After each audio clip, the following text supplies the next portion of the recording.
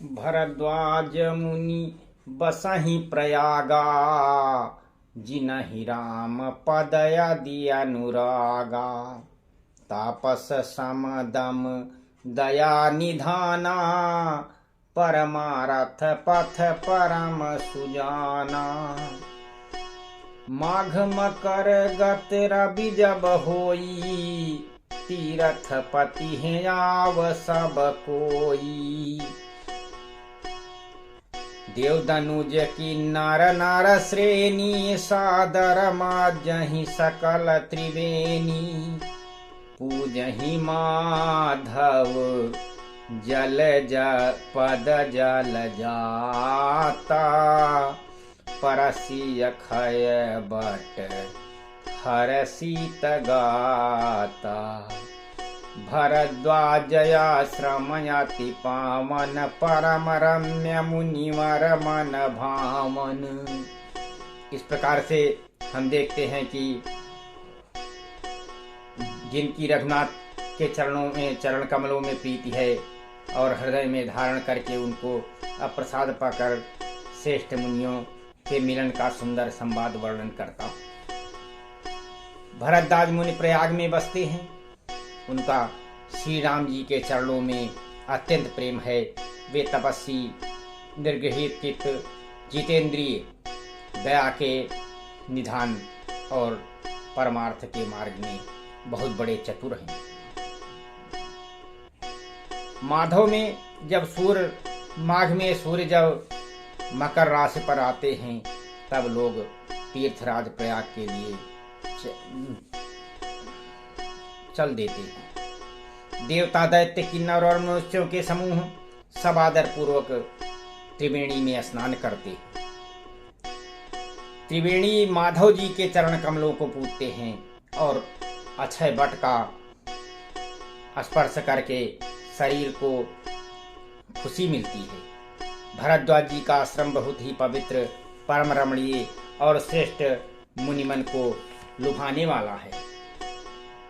तहाँ होई मुनि ऋषय समाजा, जाहिते माजन तीरथ राजा। मज्जहि प्रात समेत उछाहा, करहि परस परहरि गुण गाहा।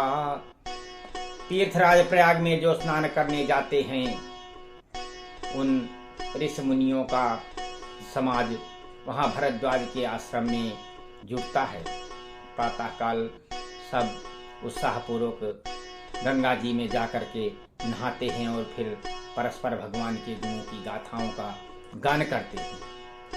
ब्रह्म निरूपण धर्म विधि, बरनहि तत्व विभाग। कहीं भगति भगवंत कये, संयुत ज्ञान विराग। ब्रह्मा का निरूपण, धर्म का निधान और तत्वों के विभाग का वर्णन करते हैं तथा ज्ञान वैराग्य युक्त भगवान के भक्ति का कथन करते हैं। एक यही प्रकार भरी माघ नहाही, पुनि सब निज निज आश्रम जाही। प्रति सम्मत यति होई आनंदा, मकर मज्ज गमनहि मुनि वृंदा। इस प्रकार से माघ के महीने में सब जाकर गंगा जी में स्नान करते हैं और फिर अपने अपने आश्रमों को चले जाते हैं। हर साल वहाँ इस तरह बड़ा आनंद होता है और मकर में स्नान करके मुनिगण अपने अपने निवास स्थान को जाते हैं। एक बार भरी मकर नहाए, सब मुनि सयाश्रमन सिधाए। जाग बलक पुनि परम विवेकी, भरद्वाज राखे पदि टेकी।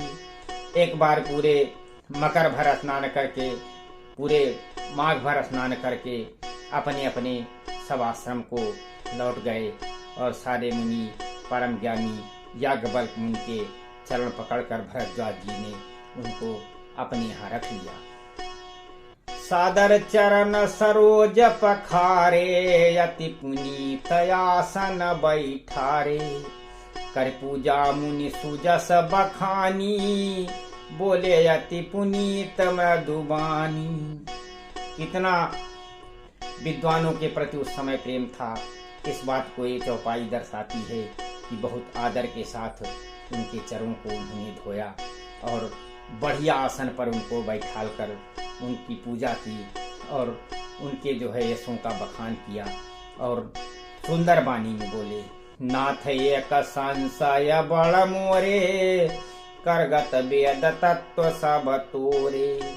कहत सो मोहि लागत भय लाजा, जो न कहां बड़ होइया काजा। कहा कि हे नाथ, मेरे मन में एक बहुत बड़ा संदेह है और वेद तत्व सब आपकी मुट्ठी में है। आप परम विद्वान हैं और आप वेद तत्वों के जानने वाले हैं। मेरे इस संदेह का आप निवारण कीजिए। इस संदेह को कहते हुए मुझे बड़ी लज्जा आ रही है और यदि आप ये ना समझें कि मैं आपकी परीक्षा ले रहा हूँ, इसलिए इतनी आयु बीत गई, अब तक मुझे ज्ञान नहीं हुआ और यदि नहीं कहता हूँ तो सदैव अज्ञानी ही बना रहूँगा, यानी कि बहुत बड़ी हानि हो जाएगी। तो इस प्रकार संत कहाही असनीत प्रभु, सुत पुराण मुनि गाओ, होई न विमल विवेक उर, गुरु सन किए दुराऊ। हे प्रभु, संत लोग ऐसी नीत कहते हैं कि वेद और पुराण तथा मुनिजन भी यही बताते हैं कि गुरु के साथ कुछ भी छिपाने से हृदय में निर्मल ज्ञान नहीं हो पाता है। अस विचार प्रगट्यउ निज मोहु, अकरहु नाथ करि जन पर छोहु। राम नाम करयामित प्रभावा, संत पुराण उपनिषद गावा। यही सोचकर मैं अपना अज्ञान आपके सामने प्रकट कर रहा हूँ। हे नाथ, सेवक पर कृपा करके इस अज्ञान का नाश कीजिए। संत पुराणों और उपनिषदों के राम नाम के असीम प्रभाव का नाम का जप ज्ञान क्या है। सीताराम राम राम, राजा राम राम राम। राम नाम के जप में ही सारे ज्ञान का रहस्य छिपा है, क्योंकि अनपढ़ और अज्ञानी भी राम का नाम जप करके परम ज्ञानी हो सकता है।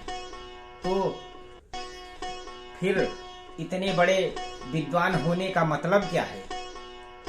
कि इतने बड़े विद्वान होने का तो यही मतलब है कि सबको बराबर ज्ञान बांटे और उन अनपढ़ और जो भी लोग अवगुण और तरह तरह के दुष्ट या अन्य तरह की क्रियाएं करते हैं, उनको ऐसे उपदेश दे कि जिससे वो अपने जो है धर्म पर चलना शुरू कर दे। तो यही तो ज्ञान है और यही विद्वानों की